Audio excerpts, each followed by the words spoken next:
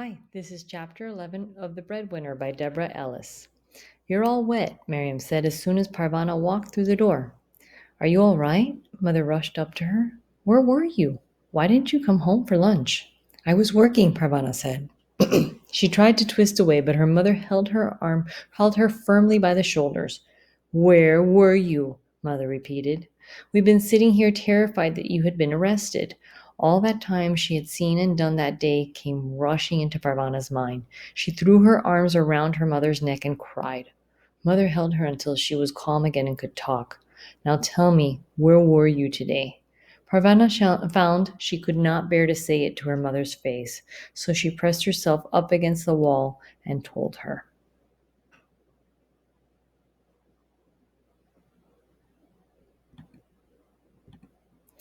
I was digging up graves. You were doing what? Nuria asked. Parvana left the wall and sat down on the toshak. She told them all about her day. Did you see real bones? Miriam asked. Mrs. Weira told her to hush. So this is what we've become in Afghanistan, Mother said. We dig up the bones of our ancestors in order to feed our families. Bones are used for all sorts of things, Mrs. Weira replied. Chicken feed, cooking oil, soap, and buttons. I've heard of animal bones being used this way. Not human bones, but I suppose human beings are also animals. Was it worth was it worth it? Nuria asked. How much money did you make?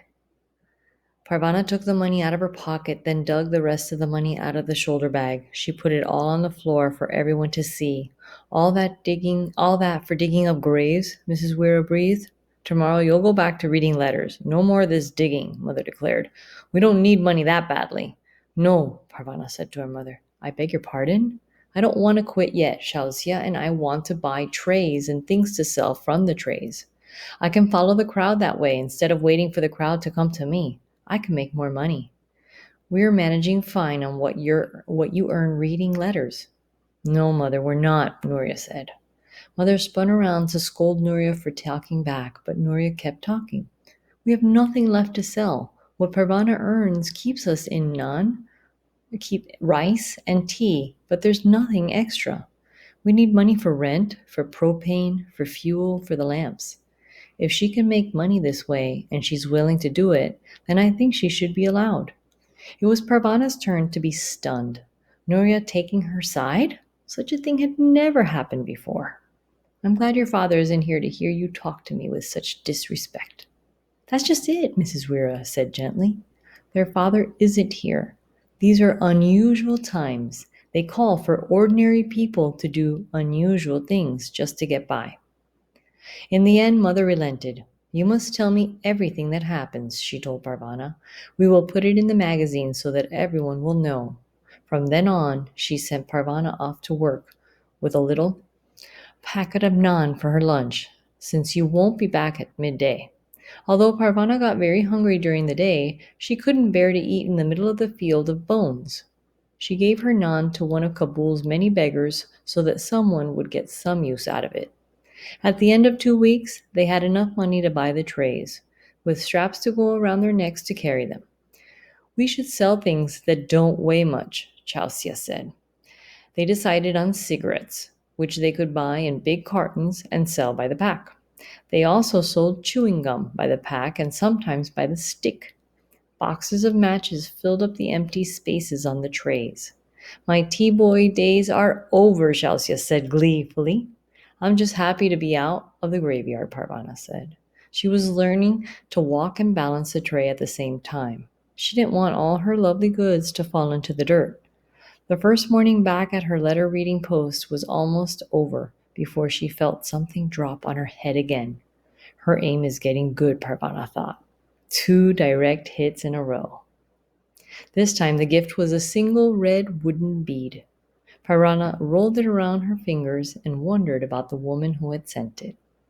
Her graveyard stint over, she was back to going outside with Nuria and the little ones in the middle of the day. A change had come over Nuria. She hadn't said anything nasty to Parvana in ages. Or maybe it's me who's changed, Parvana thought. Arguing with Nuria simply didn't make sense anymore. In the afternoon, she would meet up with Shausia, and the two of them would wander around Kabul looking for customers.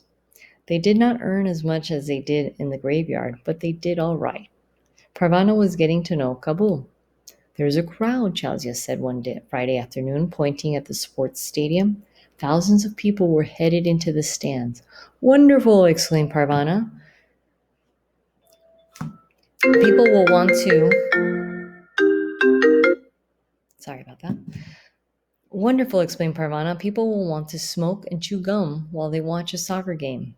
We'll sell out. Let's go. They ran over to the stadium entrance as fast as they could without bouncing their cigarettes onto the ground.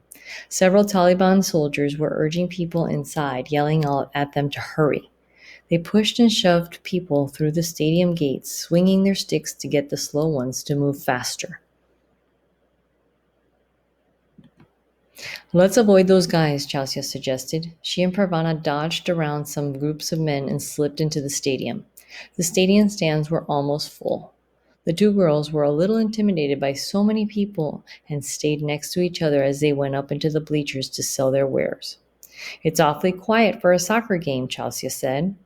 The game hasn't started yet. Maybe the cheering will start when the players come on the field. Parvana had seen sports events on television, and people in the stands always cheered. No one was cheering. The men did not look at all happy to be there. This is very strange, Parvana whispered into Chausya's ear. Look out! A large group of Taliban soldiers walked onto the field close to them. The girls ducked down low so they could see the fields, but the Taliban couldn't see them. Let's get out of here, Chausya said. No one's buying anything from us, and I don't know why, but I'm getting scared. As soon as the game starts, we'll go, Parvana said. If we try to leave now, people will look at us. More men moved onto the field, but they weren't soccer players. Several men were brought in with their hands tied behind their backs. A heavy-looking table was carried out by two of the soldiers. I think those men are prisoners, Chausya whispered. What are prisoners doing at a soccer game? Parvana whispered back. Chausya shrugged. One of the men was untied, then bent over the table. Several soldiers held him down, his arms stretched out across the tabletop. Parvana didn't have a clue what was going on. Where were the soccer players? All of a sudden, one of the soldiers took out a sword, raised it above his head, and brought it down on the man's arm. Blood flew in every direction. The man cried out in pain. Next to Parvana, Chausya started screaming. Parvana clamped her hand over Chausya's mouth and pulled her down to the floor of the stadium stands. The rest of the stadium was quiet. There was still no cheering. Keep your heads down, boys, a kind voice above Parvana said.